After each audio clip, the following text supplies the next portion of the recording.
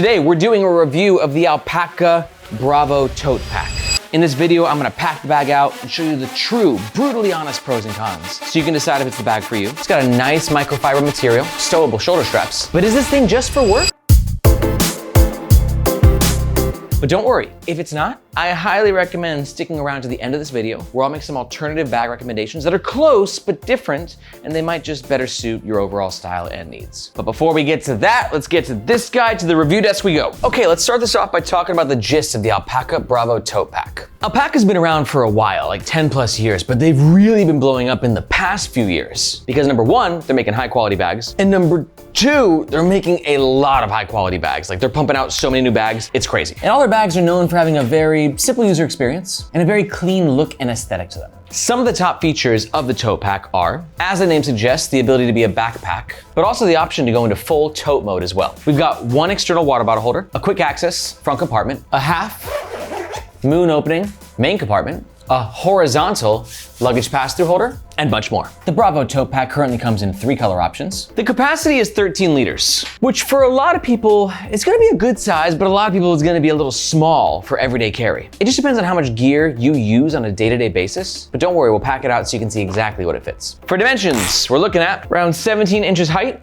12.5 inches wide, and a depth of a couple inches. Alpaka says this bag weighs 2.2 pounds, and our scale verifies that claim, coming in at 2.14. This is the Bravo Totepack when it's empty. And this is the Bravo Totepack when it's fully packed out and worn on me. I'm 5'8", and this is the Bravo Totepack when it's fully packed out and worn on our media manager, Margaret, who is 5'2". All Alpaka products are covered by their lifetime warranty against manufacturing defects. And as of recording, the Alpaka Bravo Totepack runs around 140 USD. But are you worth 140 USD? Well, if at any point during this review you're thinking about making a purchase, we do ask that you do so using the first link in the description below. Reason being, that link makes sure that you get the best price, and we oftentimes have discount codes, especially for Alpaka. But that link also helps to support the Nomadization YouTube channel and team so we can keep making the best bag reviews on the web. Thank you very much. Okay, let's talk about the front of the Alpaka Bravo Totepack. Because the front's so important, the front's the whole aesthetic. And I do think this bag has a beautiful aesthetic without compromising too much on the side of functionality. Not everyone's a fan of this half moon front zipper here, as it does take away from a little bit of chicness, but that front pocket is quite awesome to have. I'll show you why in just a sec. Let's talk about materials. This primary fabric is a custom developed alpaca made in-house fabric called Axoflux. Axoflux is a 300D polyester that has a decent amount of weather resistance. Polyester is great for bags because it's lightweight, it repels water, and it lasts the test of time. And notice like the pattern too, as I look with my handy dandy magnifying glass. It's got a really nice weave, and it's clean, but also has a little bit of like a melange effect to give it a bit of grit. But I'm curious, it's funny, I read a comment recently that somebody said that they wish that Alpaka would still use ballistic nylon on their bags. They used to use it on all their bags, now they just use it on some. But the bag world is so saturated now that companies like Alpaka need to develop custom fabrics to kind of stand apart from the rest. So I'm curious, like your opinion. Should companies be developing custom materials like this Axoflux to separate them from the rest of the pack? Or should they just be like, dude, just freaking use Cordura 1680 because it's the best, even though everyone else uses it. I want to hear your thoughts in the comments below. And notice too, the logo is super subtle. We just have it on this little tag, black on black right there. So if you're looking for kind of a low-key bag, Alpaka's got you. All right, let's talk about this front pocket. Like I said, it's a little half moon opening and protected with a PU coated YKK, I assume. Yes, YKK zipper. YKK, best zippers in the game. And the depth of the pocket itself actually runs all the way down to the bottom of the bag. Inside this pocket, we have a magnetic key leash, and then 2 pockets here and a pen sleeve and a zippered mesh pocket on the other side, plus plenty of room at the bottom. Let's pack it out. Now, the good thing to know is that if you just want to like throw like something big and bulky in there, like a tech pouch, you can see that it fits with plenty of room to spare. Let's pack it out with some smaller stuff just to give you like the full spectrum. Got a bunch of stuff that I might want some quick access to. AirPods in the zippered pocket, battery, portable magic mouse. Actually, I'm gonna switch the AirPods to go with the magic mouse and throw my shades right here. Perfection. Keys on the key ring. Let's actually talk about that real fast. You can see actually once the keys are connected, we have this big bulky magnetic component, which can actually be disconnected, which then gives you easier access to your keys. This piece of hardware is made from Maglocks. It ends with a Z, that's why I'm saying it that way. And it's a pretty easy location to grab your keys. And then you just go ahead and pop your keys either all the way down to the bottom or in this pocket here. For me, pop them at the bottom. And then we're gonna put my Sony XM-H5s and a small little portable umbrella in case it starts raining. And you can see, we can probably fit a few more things on top. Haven't utilized the pen pocket yet. Overall, it's a great compartment that offers quick access and a nice amount of organization for your smaller bits of gear, and some bulkier things too. That should be about it on the front. Let's talk about the middle of the Alpaka Bravo Totepack. We got two sides. One side, clean, nothing there. The other side, we got water bottle holder pocket. This pocket's got a really cool, clean design where you have the Axoflux right here, and then you got this little triangle cut of like some sort of like, I don't want to say like overly elastic, but it's like a softer sort of material that has a little bit of elasticity to it. But let's see how elastic it is. Let's throw a few water bottles in there.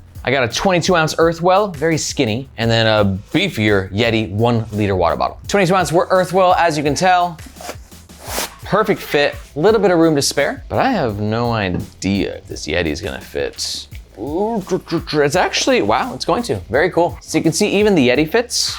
Anything bigger though, not gonna happen. Before we get into the main compartment, let's talk about tote mode. Because it should be noted that while this is advertised as a tote pack, for me, it's very clearly a backpack first and a tote distant second. Tote has the silver, the backpack has the gold. The significant lead between the two. Granted, it could still be held in tote mode very comfortably. It's made from a nylon webbing, sort of like a seatbelt material, a little bit of padding, and a magnet at the top to keep the handles nice and tidy. But it should be noted, you're never gonna get this in like full like over the shoulder tote mode. Like I'm a skinny dude. Even with me being a skinny dude, like that's not happening. You know, like it's you get it. It's a backpack with some really cool, trendy top handles. But they're really functional, easy to grab, plenty of space between the top of the bag and the bottom of the handles, and overall very clean, nice execution. And then to get in the middle, you just go ahead and split the handles, which may or may not be annoying, like, right? Because you have to like this is always sort of interfering with your ability to open the main compartment. And you can see, the main compartment is protected with, yet again, another PU-coated YKK zipper. Now, access to these tote packs is usually pretty limited, and the Bravo tote pack is no exception. So you can see the zippers only go to these points, and you kind of get like this opening. And then when this front pocket is packed out, it also compromises the ability to open this main compartment.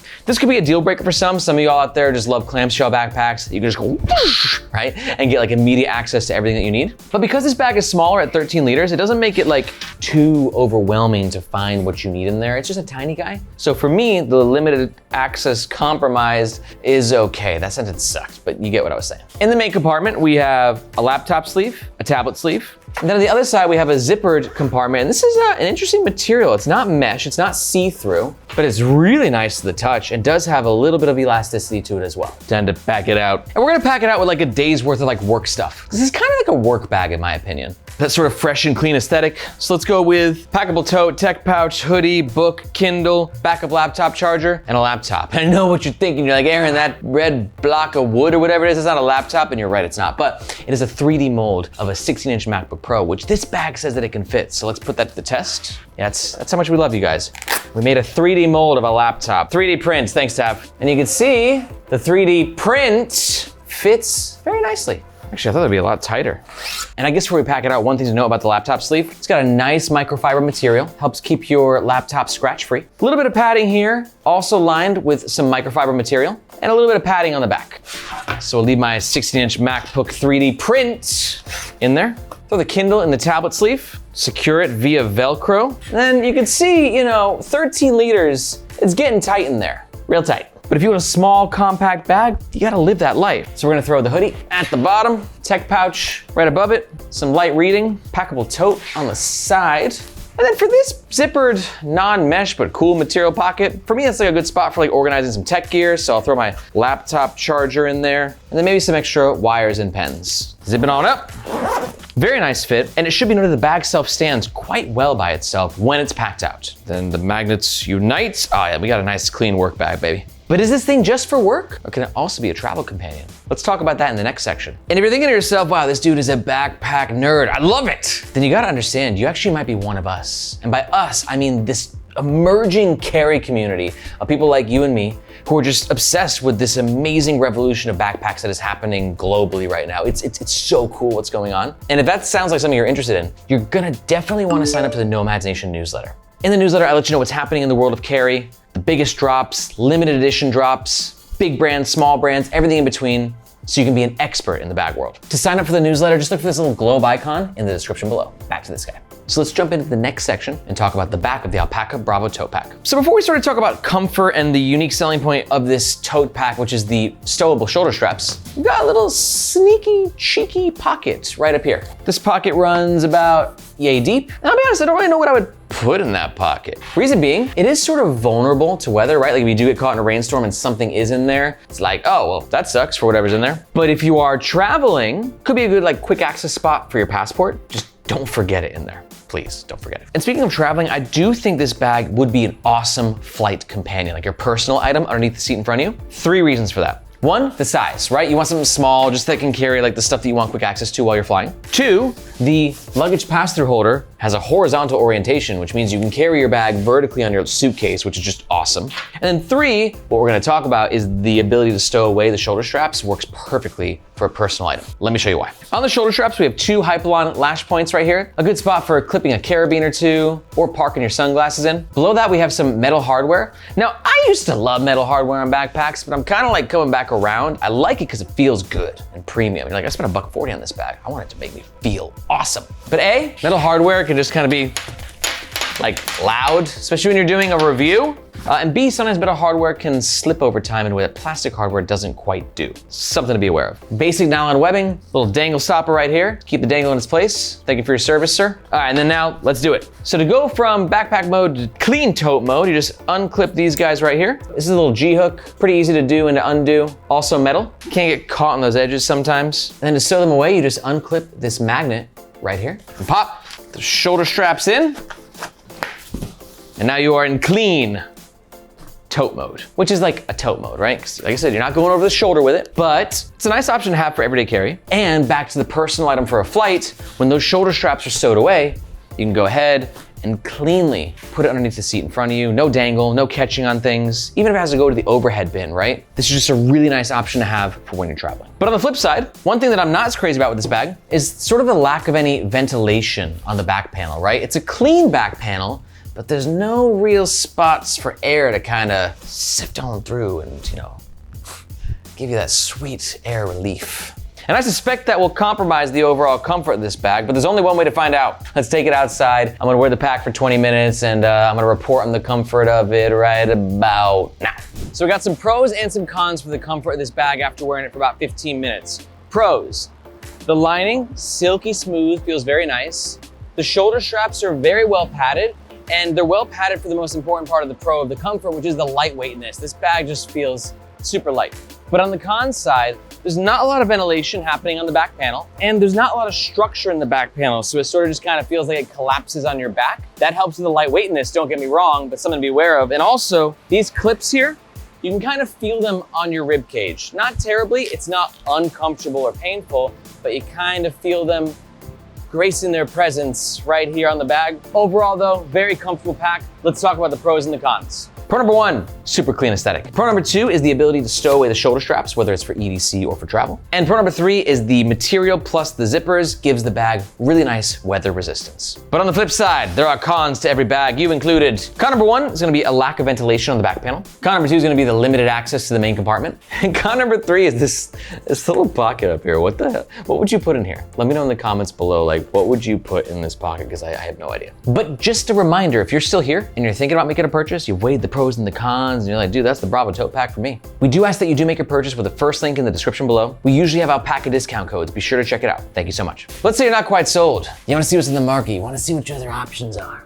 Well, the good news is there's so many other options out there. So we're gonna take it back to the bag rack and I'm gonna show you some of my favorites. Okay, alternative recommendation number 1 is gonna be this guy here. It's the Alpaka Metro Backpack. Good choice for you if you're totally digging the Alpaka vibes, but you're not as into the whole tote backpack fusion as you thought you were. You just want a simple, awesome, killer small backpack. That's what this guy does best. And to learn more about it, you can watch our full review, which is linked in the description below. Alternative suggestion number 2 is this guy right here, the Peak Design Tote Pack. Great pick for you if you are feeling the whole tote backpack fusion, but you want something maybe with a different style to it, a bit more cleaner, sophisticated of a look. And to learn more about it, check out our full review, which is linked in the description below. And my third and final recommendation is this guy right here, which is the Bellroy Tokyo Tote Pack. Again, it's a tote backpack fusion where you can stow away the shoulder straps. And yet again, it's just kind of got a different style to it, a little bit more quirky, a little bit more colorful, with tons of color options. Bellroy makes some of the coolest bags in the game. And to see why I'm recommending this one in particular, just watch this video right here. If you got any questions about any bags,